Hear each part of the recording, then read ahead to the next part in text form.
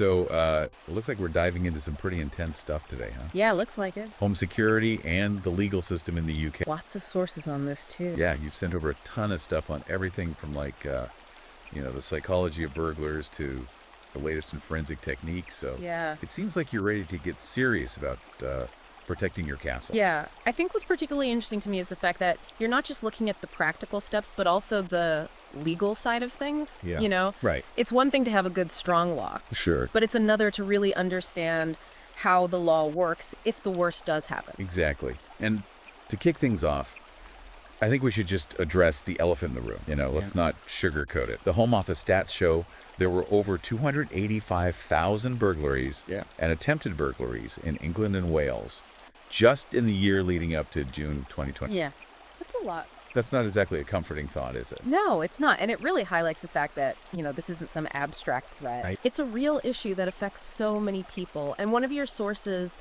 the book Secure Your Castle, it really dives deep into the psychology behind these crimes. Did anything stand out to you there?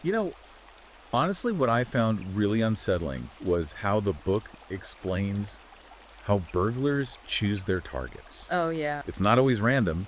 They actually look for things like an empty driveway or overgrown gardens, even newspapers piling up just signs that nobody's home or paying attention. Right. It's like an invitation almost, if you think about it that way. Right. You're making it easy for them. So it's like almost like the less tempting you make your home look, the less likely you are to become a victim. Exactly. It's about deterring those opportunistic criminals who are just looking for a quick, easy score. Right.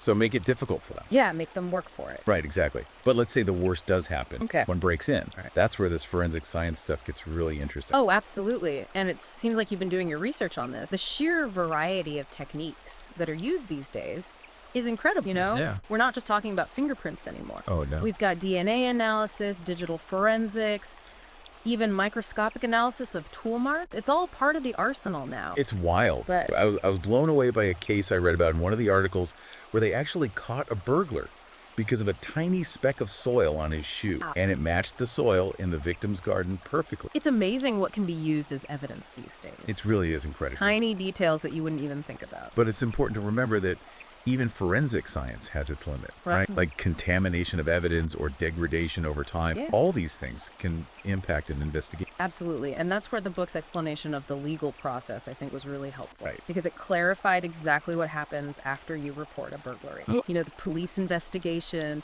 the role of the Crown Prosecution Service, even the potential for victim compensation. It feels a little less overwhelming when you understand the steps. Oh, for sure. Knowledge is power, especially in a situation like this. Right. Knowing your rights, knowing what to expect from the authorities, it can make a real difference in how you navigate this whole experience. And you know what I appreciate most about this whole deep dive is that it's not just about scaring us. Right. It's not just about crime statistics. It's about equipping us with the knowledge to do something about it, both in terms of preventing crime and also understanding that legal process if it does occur.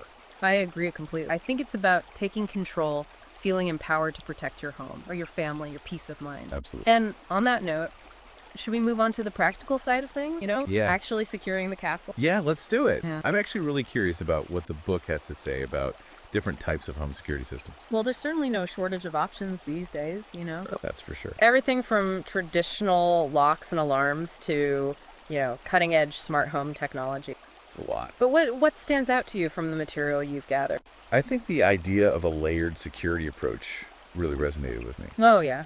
It's not just about having one strong lock on your front door. Right. It's about having multiple layers of protection. Right. Strong locks, reinforced doors and windows, good lighting, an alarm system, maybe even CCTV cameras to make your home as difficult as possible for a burglar to target. It's like building a fortress, right? Yeah. Making sure there's no easy way in. And if someone does try to breach your defenses, they're met with multiple obstacles. Yeah, you're making them work for it. Exactly. They're making them really think twice before they even try. Hopefully they just give up Yeah, exactly. and go somewhere else. Go for the easier target. Exactly. But of course, with all this talk about technology and security measures, we can't forget about the legal aspect. Oh, that's right. The UK has pretty strict laws around data protection and privacy, especially when it comes to things like CCTV. Right. So we need to make sure we're using these tools responsibly and legally. The book actually provides some excellent guidance on that. It does. It really clarifies things like how long you can store footage, where you can place cameras, and what you need to do to comply with data protection regulation. It's essential information for anyone who's considering, installing a home security system. It's almost like a checklist. Yeah. Making sure you're ticking all the boxes, both in terms of security and... Exactly. So we've covered quite a bit in this first part. I think it's important to kind of recap the key takeaways. Yeah, let's do a quick summary. So firstly, burglaries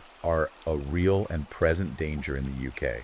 And it's crucial to understand the psychology behind these crimes. For sure. We've learned that burglars often look for easy targets, so making your home look occupied and less appealing can make a big difference. Secondly, forensic science plays a vital role in catching criminals. But it's not a foolproof system. No. And it's important to understand its limitations. Absolutely. And lastly, understanding the legal process after a burglary is crucial. Knowing your rights, knowing the steps involved, and knowing what resources are available to you. Excellent summary. So as we move forward, we'll be delving deeper into the practical and legal aspects of home security. Yes. Exploring everything from different types of locks and alarms to the legal implications of using self-defense tools. It's all about empowering you with the knowledge to protect yourself and your property. Exactly. So stay tuned, because there's a lot more to uncover. Okay. So we've talked about the psychology of burglars and the role of forensic science and the importance of understanding the legal process. But now I'm really curious to dive into the practical stuff, the actual nuts and bolts of securing our homes. Yeah, there's a lot to unpack there, isn't there? Your sources cover a wide range of security, measures everything from basic locks and alarms to high-tech surveillance systems. Right, it's a lot to take in. Yeah, where would you like to start? One of the things that really stuck with me from the book was this emphasis on a layered approach to security. Oh, yeah.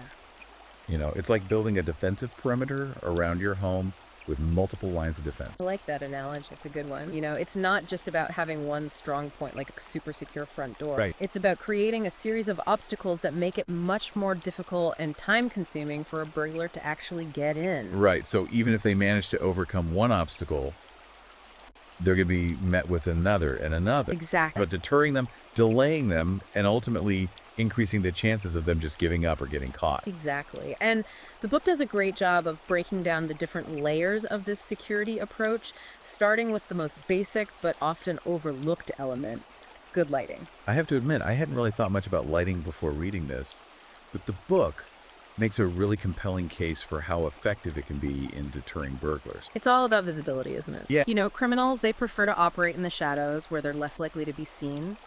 So having well-lit areas around your home, especially entry points like doors and windows, can make a huge difference. Yeah, the book even mentions using motion-activated lights, which can be particularly effective in startling a potential intruder and alerting you to their presence. That's right. It's like having an extra set of eyes watching over your property. And it's not just about deterring burglars. It's also about creating a safer environment for yourself and your family, especially at night. Right. Okay, so good lighting check.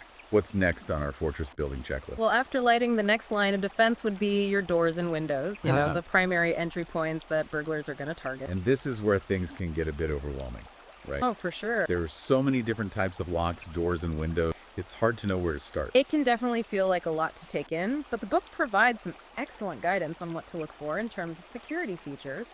For doors, for example, it emphasizes the importance of strong, solid core doors, reinforced frames, and high-quality deadbolt locks. I was actually surprised to learn how easily a standard door can be kicked in. It's not exactly reassuring. Yeah, no, it's not, and that's why reinforcing the door frame is so crucial. Okay. It's about creating that solid barrier that can withstand a significant amount of force, and for the locks themselves, the book recommends deadbolts with a throw bolt that extends at least an inch into the door frame. So it's not just about the lock itself, it's about how securely it's anchored to the frame. Precisely. And for windows, the book suggests several options depending on your budget and your security needs. Reinforced glass security film, even window bars, they all have their pros and cons. I was particularly intrigued by the idea of security film. Oh, yeah. Apparently it's this transparent film that you apply to the glass and it makes it much harder to break through. That's right. It's like adding an invisible layer of protection to your windows. It won't necessarily stop a determined intruder, but it can definitely slow them down and make it much more difficult for them to gain entry. So we've got our doors and windows fortified. What about alarm systems? They seem like a pretty essential part of any home security setup. They certainly can be. And the book provides a really comprehensive overview of the different types of alarm systems that are available, from basic DIY kits to professionally monitored systems. What are the key differences between those? I imagine a professionally monitored system would be more expensive, but also more reliable. Yeah, you're right. A professionally monitored system is connected to a central monitoring station, Okay. which means that if the alarm is triggered, the monitoring company will contact the authorities on your behalf. Oh, okay. Which can be particularly beneficial if you're away from home and you can't respond to the alarm yourself. Right, so it's like having a virtual security guard watching over your home 24/7. Exactly. And the monitoring company will also be able to verify the alarm, which helps to reduce the number of false alarms. That's a good point. False alarms can be a real nuisance both for you and for the authorities. Absolutely. And the book actually provides some helpful tips on how to minimize false alarms. Oh, okay. Such as making sure your motion sensors are properly calibrated and avoiding placing them in areas where they're likely to be triggered by, pets or other non-threatening movements. So it's about being strategic and thoughtful in how you set up your alarm system. Exactly. And speaking of being strategic, let's move on to another important aspect of home security surveillance systems. This is where things get really high tech, right? CCTV cameras, motion sensors, even facial recognition software. It's all part of the modern security landscape. It certainly is, and the technology is constantly evolving, but as with any powerful tool, it's important to use it responsibly and ethically. The book actually delves into the legal considerations of using surveillance systems, which I found really helpful. Yeah. It clarifies things like data protection laws, privacy concerns, and the rules around recording and storing footage. It's crucial information for anyone who's considering installing a CCTV system. I agree. It's about striking that balance between security and privacy and understanding your rights and responsibilities as a homeowner. We've covered a lot of ground here. Lighting doors, windows, alarm systems, surveillance systems. It's starting to feel like we're building a real fortress. We're certainly well on our way, but there are a few more key areas to consider before we can truly say our castles are secure. Okay, well, I'm all ears. What else should we be thinking about? Let's start with something that's often overlooked, the perimeter of your property. Okay. Think of it as the first line of defense, the outer wall of your castle. So we're talking about fences, gates, hedges, that kind of thing. Exactly. A well-maintained fence or hedge can act as a physical barrier, Okay. making it more difficult for intruders to access your property unnoticed. And the book even mentions the use of thorny plants or shrubs as a natural deterrent. I was going to say like a thorny hedge. Yeah. That could be pretty effective. Oh, absolutely. A thorny hedge can be surprisingly effective in discouraging unwanted visitors. It's like a medieval moat, but with a touch of modern landscaping. Exact. And speaking of deterrence, let's talk about security signs. You mean those beware of the dog signs? Those are certainly a classic, but there are also signs specifically for alarm systems, CCTV cameras, even neighborhood watch programs. And do those signs actually work? I mean, wouldn't a determined burglar just ignore them? They might, but the point is to create a sense of awareness and deter those opportunistic criminals who are looking for an easy target. Right. A security sign sends a clear message that this property is protected, which can be enough to make them think twice. So it's about creating a perception of security, even if you don't have the most elaborate system in place. Precisely. And it's a relatively inexpensive and easy way to enhance your home security. Okay, so we've got our perimeter secured, our entry points fortified. Yeah. We've even got some psychological deterrents in place. What's next on the checklist? Well, let's talk about something that's a bit more personal. Your own behavior and habits. Okay, I'm intrigued. What do our habits have to do with home security? More than you might think, the book emphasizes the importance of being security conscious in your everyday life, both inside and outside your home. So we're talking about things like locking doors and windows even when you're at home. That's a good start. Yeah. It's easy to become complacent, especially when you're in your own home. Right. But it's important to develop those security-minded habits. Yeah, the book even mentions things like being careful about who you let into your home, especially if you're not expecting visitors. That's right. It's about being aware of your surroundings and not taking unnecessary risks. And it's not just about physical security, it's also about digital behavior. Oh, right. We live in a digital age, and our online habits can definitely impact our physical security. Absolutely. The book discusses the importance of strong passwords, being wary of phishing scams, being careful about what information you share online. It's all connected. It's like having a security mindset, both online and offline. Exact. And that mindset can make a real difference in protecting yourself and your property. Okay, so we've covered a lot of ground here, from physical security measures to personal habits to digital security. It's been a really comprehensive overview of how to create a truly secure environment. We certainly covered a lot, and there's even more to explore in your sources. Yes, But I think the key takeaway from this part of the deep dive is that securing your home is a multi-layered approach. It's about combining those physical security measures with personal awareness, digital security, and even a bit of psychological deterrence. And it's about being proactive and taking control of your own security rather than waiting for something bad to happen. Well said. I'm feeling a lot more confident about protecting my castle now. And that's what this deep dive is all about, empowering you with the knowledge and resources to create a safe and secure environment for yourself and your loved ones. You know, we've talked about the psychology of burglars and forensic science and all these practical security measures and even the legal aspects of protecting your home. It's been quite a journey. It has. But I feel like there's one more important piece of the puzzle we need to discuss, and that's community. Oh, I completely agree. Secure Your Castle really emphasizes the power of community involvement in crime prevention. Yeah. You know, it's not just about protecting your own home, it's about working together with your neighbors